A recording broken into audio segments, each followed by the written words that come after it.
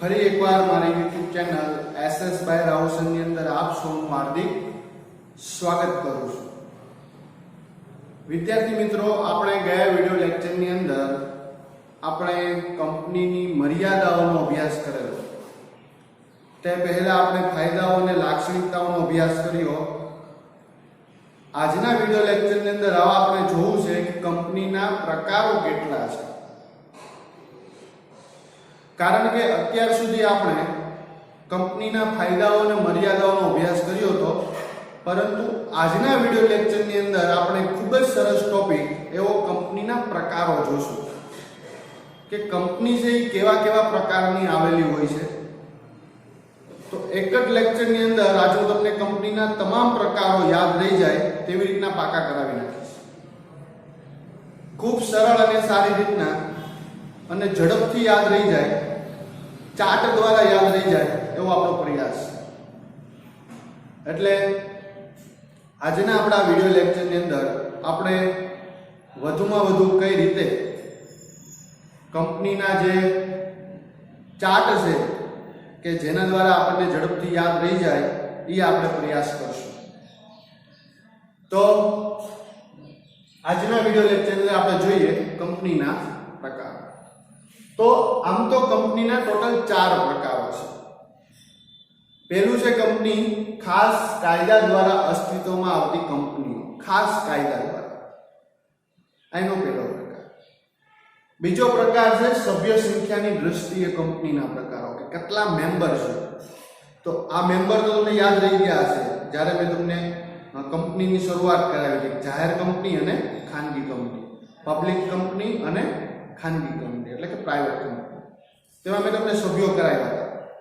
એ પહેલા આપણે ઘણી બધા સભ્યો જોઈ પણ ગયા।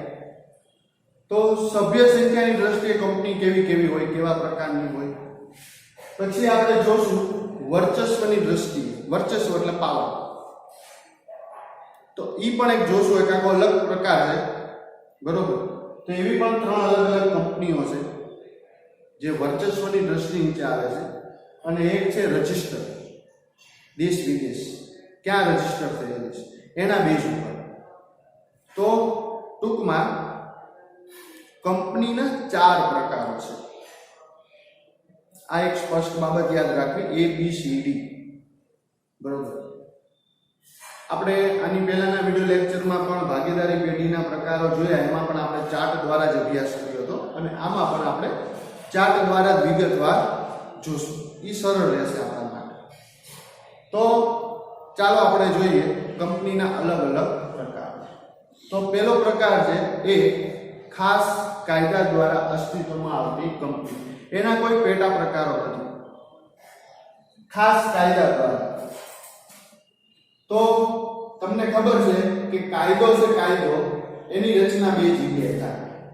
જો રાજ્ય હોય તો વિધાનસભા, જો રાજ્ય હોય તો વિધાનસભા, અને જો દેશ હોય તો સંસદ।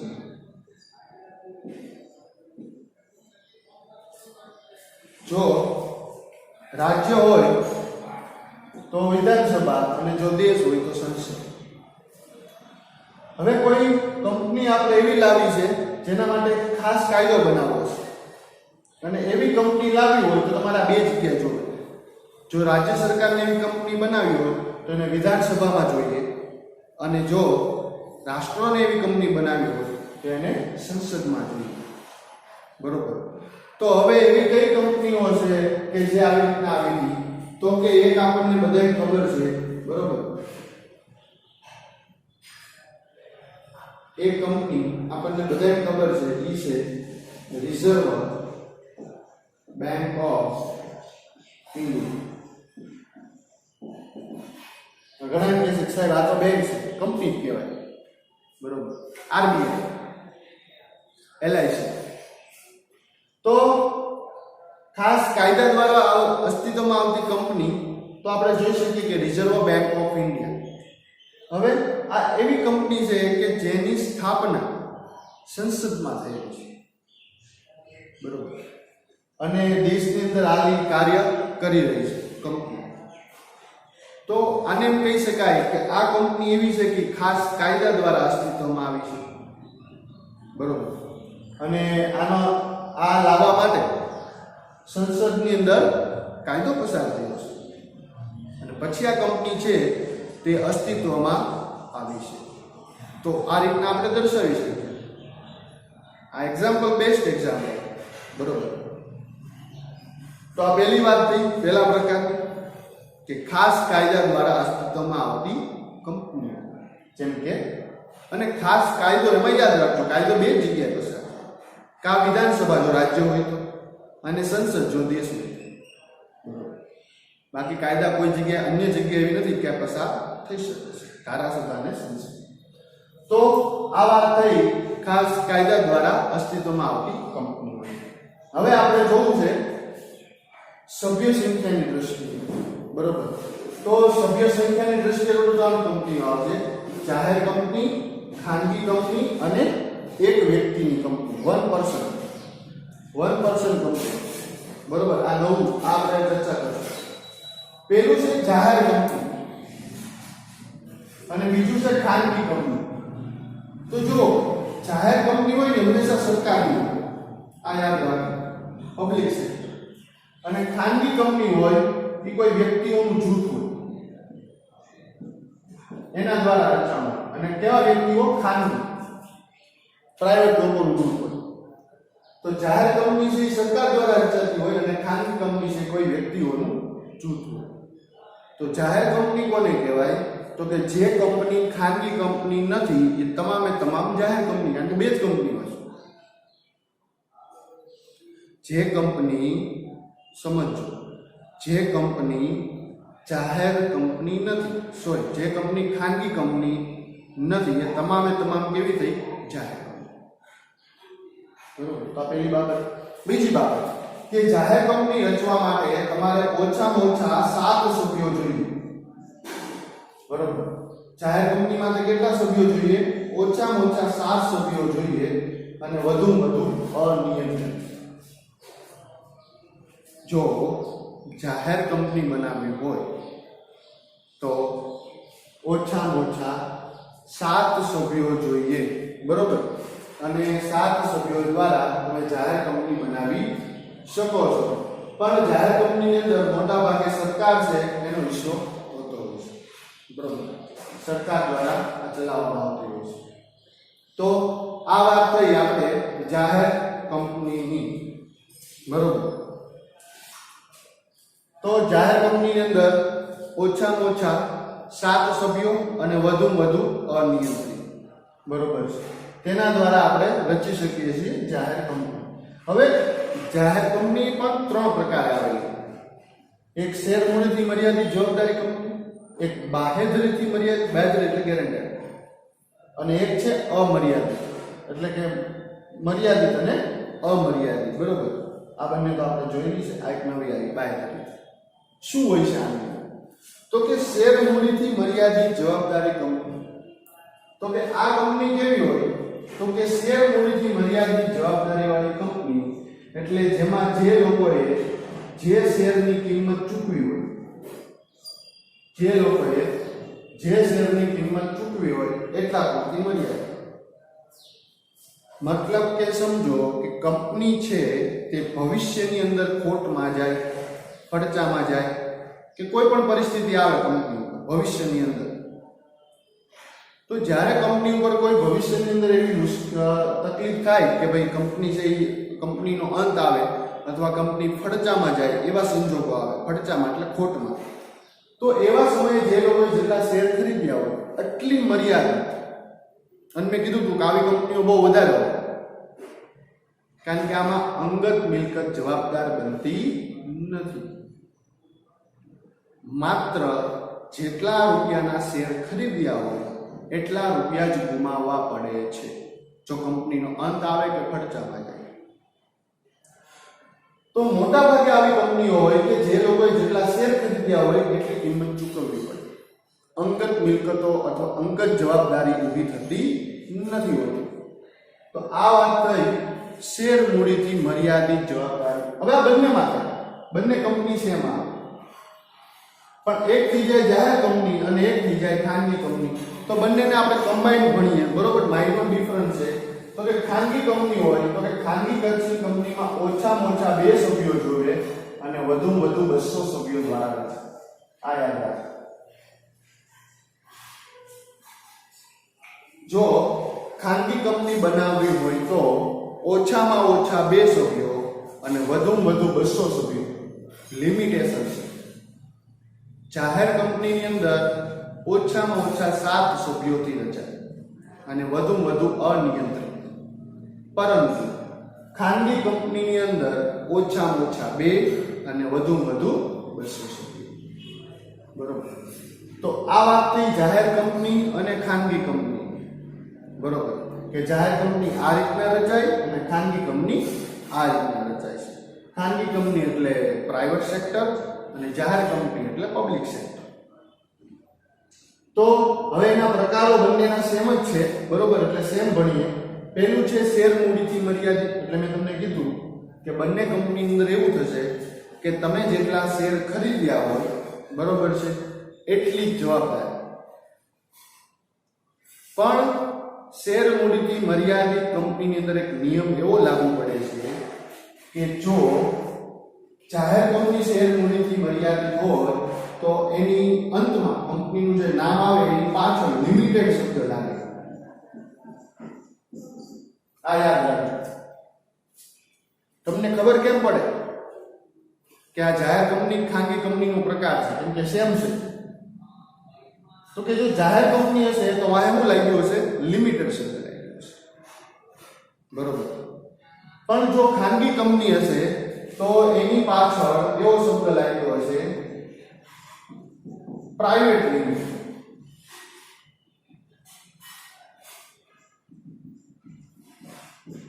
આ ડિફરન્ટ હતો.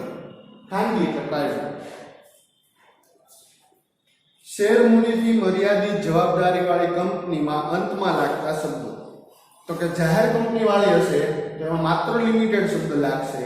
પરંતુ તો જો ખાનગી કંપની હશે તો એની અંદર પ્રાઇવેટ લિમિટેડ નામનો શબ્દ લાગશે. એટલે કે કંપનીની અંતમાં કોઈ કંપનીનું નામ છે એની પાછળ આ શબ્દો લાગે. તો આ બાબત છે એની પણ એક નોંધ લેવા જેવી છે અને ખાસ ધ્યાનમાં રાખજો. તો આ વાત થઈ શેર મૂડીથી, આ વાત થઈ શેર મૂડીથી કે ભાઈ જેટલા શેર ખરીદ્યા હોય એની કિંમત પૂરતી મર્યાદિત. હવે વાત કરીએ આપણે બાહેધરીથી મર્યાદિત. બાહેધરી એટલે ગેરંટી. હવે સમજો કે આની અંદર શું થાય છે તો કે કંપનીનો અંત આવે છે, કંપની ફડચામાં જાય છે, ત્યારે કોઈ પણ શેર ધારક હોય, શેર હોલ્ડર હોય, એ પોતાના શેરની રકમ ગુમાવે છે. બરોબર. હવે અહીંયા શું થશે બાહેધરી? તો કે કંપની એવી ગેરંટી આપે છે કે જો અમારી કંપની ભવિષ્યની અંદર ખર્ચામાં કે એનો અંત આવશે છતાં અમે તમારા આ જે કિંમત છે એ તમને પરત આપશું. આ એક બાહેધરી આપે છે. બાહેધરી એટલે ગેરંટી. પછી જાહેર હોય કે ખાનગી હોય તો આ સ્વરૂપ અહીંયા જોવા મળે. આ પ્રકાર એવો જોવા મળે છે. તો આવી પણ કંપનીઓ હોય છે કે જેઓ બાહેધરી આપે કે ભવિષ્યની અંદર આવી કોઈ પરિસ્થિતિ ઊભી થઈ તો અમે તમારી રકમ તમને પરત ચૂકવશું. જો એવી કોઈ કંપનીઓ હશે તો એને બાહેધરીથી મર્યાદિત જવાબદારી વાળી શું કહેશું આપણે? મર્યાદિત જવાબદારી જ છે. અંગત મિલકતનો અહીંયા પણ પ્રશ્ન ઊભો થતો નથી. પરંતુ એક એવી ગેરંટી મળી જાય છે કે જેના દ્વારા એ જે શેરની રકમ છે એ પણ પરત મળે છે. જ્યારે આ કંપનીની અંદર એ પરત મળશે, ગુમાવવી પડશે. પરંતુ આ સ્વરૂપની અંદર, આ પ્રકારની અંદર એ રકમ પણ ગુમાવવી પડતી નથી હોતી. બરોબર. અને પછી અમર્યાદિત, એમાં તમને ખ્યાલ જ છે, આપણે આટલા સમયથી અભ્યાસ કરી રહ્યા છીએ કે જ્યારે કોઈ શેર હોલ્ડર કોઈ કંપનીના શેર ખરીદે, જ્યારે કોઈ શેર હોલ્ડર કોઈ કંપનીના શેર ખરીદે અને કંપનીનો જો અંત આવે કે કંપની ફડચામાં જાય અથવા કંપની ઉપર દેવું વધી જાય ત્યારે તેના શેર હોલ્ડરો એટલે કે માલિકોએ પોતાની અંગત મિલકત વેચવી પડે છે. અમર્યાદિત જવાબદારીનો મતલબ એ થાય કે કંપનીનું દેવું વધતા કંપનીની મિલકતો પૂરતી ન જણાય ત્યારે અંગત મિલકતો વેચીને પણ દેવું ચૂકવવું પડે છે અને આવી કંપનીઓ બજારની અંદર ખૂબ ઓછી આવેલી છે. મોટા ભાગની કંપનીઓ શેર મૂડીથી મર્યાદિત જવાબદારીવાળી કંપનીઓ છે. બરોબર, એટલે એક આ બાબત છે એ ક્લિયર રાખજો, કારણ કે એવી કંપનીઓ આવી જ ન શકે અને એવી કંપનીઓ કદાચ આવે તો એવા શેર ધારકો ન હોય કે એવા શેર ખરીદે. એટલે મોટા ભાગની કંપનીઓ આવી જ હોય કે કદાચ કંપની છે એ ભવિષ્યમાં નફો ન કરે, વિકાસ ન પામે તો કેટલી મૂડી ગુમાવવી પડે? તો કે જેણે જેટલા શેર ખરીદ્યો એટલી ગુમાવવી પડે. નાના રોકાણકારો નાનું નુકસાન થાય, મોટા રોકાણકારો મોટું નુકસાન થાય. કદાચ કંપની ભવિષ્યમાં વિકાસ પામી નફો કરતી થાય તો મોટા રોકાણકારને મોટો નફો મળે, નાના રોકાણકારને નાનો નફો મળે. એટલે અમર્યાદિત જવાબદારીવાળી કંપનીઓ બજારની અંદર ખૂબ ઓછી આવેલી છે. પરંતુ મેં તમને કીધું એમ કે શેર મૂડીથી મર્યાદિત જવાબદારીવાળી કંપનીઓ વધારે આવેલી છે. તો આ હતી સભ્ય સંખ્યાની દ્રષ્ટિએ ખાનગી કંપની અને જાહેર કંપની. પણ એમાં પણ અલગ અલગ ટાઈપ આવેલા છે, બરોબર, જે આપણે ધ્યાને લેવા જોઈએ. એટલે જાહેર કંપની આ 3 રીતના હોઈ શકે, ખાનગી કંપની આ 3 રીતના હોય છે. પણ ખાનગી કંપની અને જાહેર કંપની તે જાહેર કંપની, બરોબર. તો આવી રીતના એની સ્થાપના થાય. પણ મહત્વની બાબત એ રહેશે કે સભ્ય સંખ્યાની દ્રષ્ટિએ આપણને ખબર પડે કે તે જાહેર કંપની છે કે તે ખાનગી કંપની છે. ખબર કેમ પડે કે જાહેર કંપની છે ખાનગી કંપની છે? તો કે સભ્ય સંખ્યાના આધારે ખ્યાલ આવે. તો આપણે વાત કરી બીજા પ્રકારની સભ્ય સંખ્યાની. હવે આપણે વાત કરવી છે વર્ચસ્વની દૃષ્ટિએ, બરોબર. તો સૌથી પહેલા કંપની છે તે છે સરકારી કંપની. સરકારી કંપની એને કહેવાય કે જેની અંદર 51% મૂડી, યાદ રાખજો, સરકારી કંપની એને કહેવાય કે જેની અંદર 51% મૂડી કા કેન્દ્ર સરકારની હોય અથવા રાજ્ય સરકાર હોય. એટલે કે કેન્દ્ર અને રાજ્ય સરકારની ભેગી હોય અથવા રાજ્યો સરકારો વચ્ચે હોય. એવું બની શકે કે 4 રાજ્યો ભેગા થઈને એક કંપની બનાવે, અથવા કેન્દ્ર અને રાજ્ય સરકાર ભેગી થઈને બનાવે, અથવા કેન્દ્ર અને રાજ્ય સરકારો ભેગા થાય. ત્રીજું એવું પણ બની શકે કે કેન્દ્ર સરકાર એટલે કે ભારત સરકાર પ્લસ રાજ્ય સરકાર. આવા અલગ અલગ ઓપ્શન આવે. સમજો કેવી રીતના સરકારી કંપનીની અંદર 51% મૂડી કોની હોય? સરકારની, અને 49% મૂડી જાહેર જનતાની. આ એક યાદ રાખજો, મહત્વની બાબત આ છે. હવે 51% મૂડી હોય એ સરકારની હોય અને 49% હોય, એટલે કે અધિકારો બધા કોને થઈ જાય? તાકાત કોના હાથમાં આવી જાય? સરકારના હાથમાં. એટલે સરકારી કંપની થઈ ગઈ, બરોબર. પાવર એના હાથમાં છે કે 51% એની પાસે મૂડી છે, એટલે વર્ચસ્વ થઈ ગયું એની પાસે. કેમ કે 49% વાળા કાંઈ ન કરી શકે. એટલે આવો રેશિયો રાખ્યો. 50-50 રાખે તો 50% મૂડી સરકારની, 50% જાહેર છે. તો નિયમમાં સરકારનું કાંઈ નહીં ચાલે, કેમ કે બંને પાસે પાવર કેવો થઈ જાય? સરખો થઈ જાય. એટલે શું રાખ્યું? 51%. 1% વધારે, ઓલામાં 1% ઘટાડે. સમજાય? બીજી બાબત કે કેન્દ્ર અને રાજ્ય સરકાર, એટલે કે ભારત સરકારની અને રાજ્ય સરકાર. સમજો ગુજરાત, કે ભારત સરકાર અને ગુજરાત સરકાર બે ભેગા થઈને કંપની છે. બીજી એવું કે ગુજરાત સરકાર અને ઉત્તર પ્રદેશ સરકાર બે ભેગા થઈને સરકાર બનાવે, બે રાજ્ય સરકાર. ત્રીજો ઓપ્શન એવો કે ગુજરાત સરકાર, મધ્યપ્રદેશ સરકાર, રાજસ્થાન સરકાર અને મહારાષ્ટ્ર સરકાર આ ચારે ભેગા થઈને કંપની બનાવે, રાજ્યો. અથવા ચોથું એવું છે કે ભારત સરકાર, ગુજરાત સરકાર અને મધ્યપ્રદેશ એટલે કે બે રાજ્ય સરકાર અને એક કેન્દ્ર સરકાર એટલે ભારત, આ ભેગા થઈને કંપની બનાવે. તો આવી રીતના સરકારી કંપનીનું નિર્માણ થાય. પરંતુ મહત્વની બાબત એ રહેશે કે 51% મૂડી છે એ સરકારની રહેશે. એટલે એને કેવી કંપની કહેવાય? સરકારી કંપની તરીકે ઓળખવામાં આવે છે. આ મહત્વની બાબત, તેને શું કહેવામાં આવે? સરકારી કંપની તરીકે ઓળખવામાં આવે છે. કારણ કે 51% મૂડી છે એ કોની હોય છે? સરકારની હોય છે. તો આ આપણે વાત કરી સરકારી કંપની, બરોબર.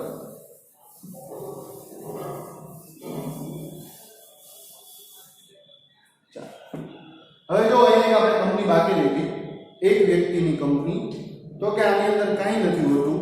આપણે જે નવો ધારો આવ્યો, કંપની ધારો 2013, એની અંદર એક જોગવાઈ કરવામાં આવી કે ભાઈ હવે એક વ્યક્તિ પણ કંપની બનાવી શકે. બીજું કાંઈ નહીં, એક વ્યક્તિની કંપની એટલે વર્ક પ્રોડક્શન કંપની. એ કયો કાયદામાં આવ્યો? 2013માં. 1956 ની અંદર આ વસ્તુ નહોતી. 1956 માં કોઈ એક વ્યક્તિ છે એ કંપની બનાવી શકતો નહોતો. અને પાછી બનાવવાની કઈ ખાનગી, જાહેર કંપની નહીં, ખાનગી કંપની બનાવવાની. પણ એક વ્યક્તિ બનાવી શકે. એટલે એક વ્યક્તિની કંપની, એ કંપની ધારો 2013 માં આ વસ્તુ અસ્તિત્વમાં આવી. 2013 પછી, એટલે કે 2013 ના કાયદામાં લાગુ થયું. કોઈ એક વ્યક્તિ છે એ પોતે કંપની બનાવી શકે છે. પણ કંપની કેવી હોવી જોઈએ? ખાનગી કંપની હોવી જોઈએ. બરોબર. એક આઈ હતું, સામાન્ય હતું, પણ આપણે ચર્ચા કરી. હવે વાત કરવી છે મારે શાસક કંપની અને ગૌણ કંપની. તો જુઓ, શાસક કંપની કોને કહેવાય અને ગૌણ કંપની કોને કહેવાય સમજી લો. જે કંપની અન્ય કંપની પર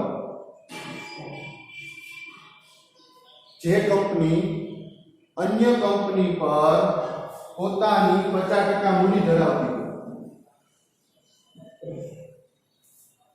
જે કંપની અન્ય કંપની પર 50% મૂડી ધરાવતી હોય અને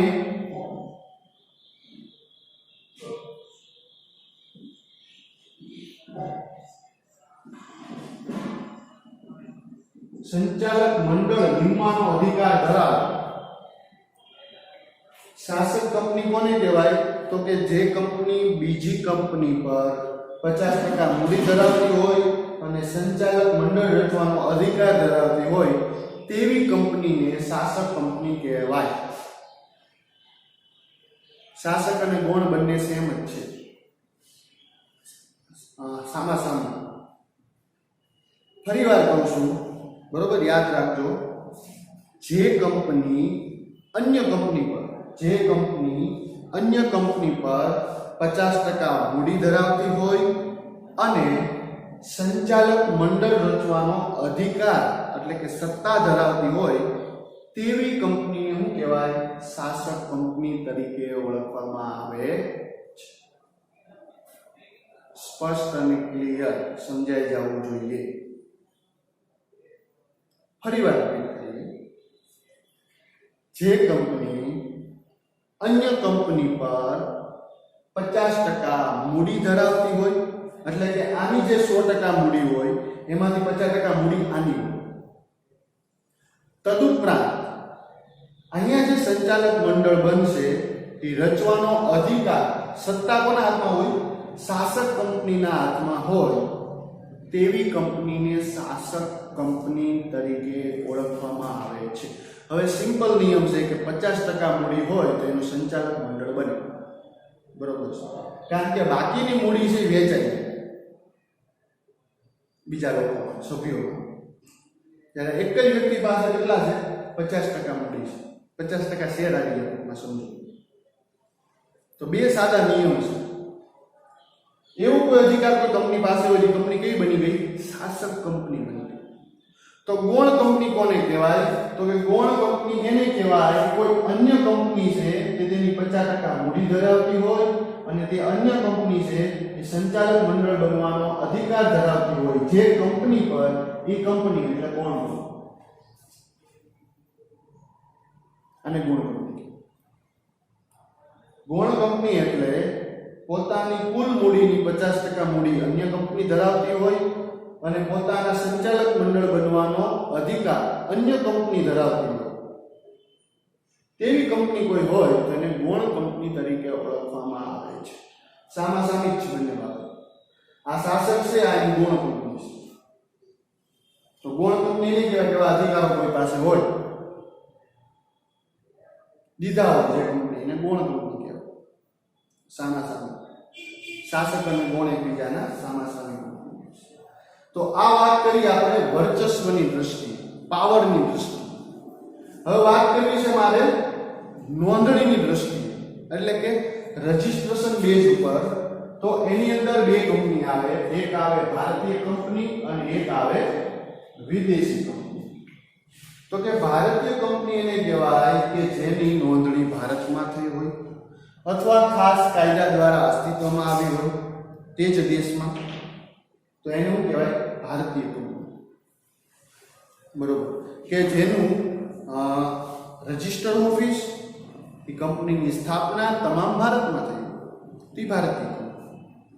તો વિદેશી કંપની કોને કહેવાય? તો કે જેની સ્થાપના ભારતમાં થઈ નથી, જેની રજિસ્ટર ઓફિસ ભારતમાં આવેલી નથી, છતાં તે કંપની ભારતમાં છે, તો તેવી કંપનીને વિદેશી કંપની કહેવાય. ફરીવાર, જે કંપની ભારતમાં નોંધાઈ નથી, મતલબ એની સ્થાપના છે ક્યાં થઈ? ભારતમાં. જે કંપનીની સ્થાપના નોંધણી ભારતમાં થઈ નથી, જે કંપનીની રજિસ્ટર ઓફિસ ભારતમાં આવેલી નથી, પરંતુ જો તે કંપની ભારતમાં આવેલી હોય તો તે કંપનીને વિદેશી ફોરેન કંપની તરીકે ઓળખવામાં આવે છે, કે જેની નોંધણી અને રજિસ્ટર ઓફિસ ભારતમાં નથી, એટલે કે મૂડી ભારતની નથી. તો ભારતીય કંપની કોને કહેવાય? તો કે જેની નોંધણી ભારતમાં થઈ હોય, જેની રજિસ્ટર ઓફિસ ભારતમાં આવેલી હોય, ખાસ કાયદા દ્વારા અસ્તિત્વમાં આવતી હોય તેવી કોઈ કંપનીઓ હોય તો એને ભારતીય કંપની તરીકે ઓળખવામાં આવે છે. તો ખૂબ મહત્વની માહિતી આનો આપણે અભ્યાસ કરી રહ્યા છીએ, અલગ અલગ કંપનીઓનો પણ અભ્યાસ કરી રહ્યા છીએ. તો વિદ્યાર્થી મિત્રો, આ હતા આપણા આજનો વિડિયો લેક્ચર કે જેમાં આપણે કંપનીના પ્રકારોનો અભ્યાસ કર્યો. ખાસ કરીને એના 4 પ્રકારો છે. ત્યાર પછી જાહેર કંપની અને ખાનગી કંપની. હજી આમાં એક બાબત તમને નોંધ કરાવું છું, યાદ રાખજો કે જાહેર કંપની છે એ પોતાના શેર જે છે એ બહાર પાડે અને જાહેર જનતાને આમંત્રણ આપી શકે. ખાનગી કંપની છે એ પોતાના શેર છે એ ખરીદવા આમંત્રણ આપી શકતી નથી.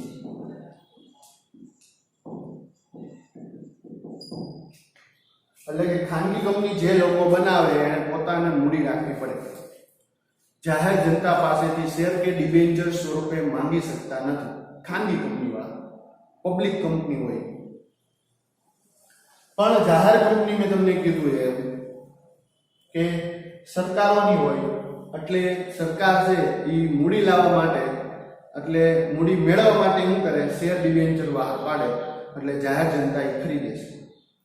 પણ ખાનગી કંપની છે એમાં અમુક મર્યાદાઓ છે એ આપણને કોઈને કોઈ અંશે જોવા મળતી હોય છે, બરોબર.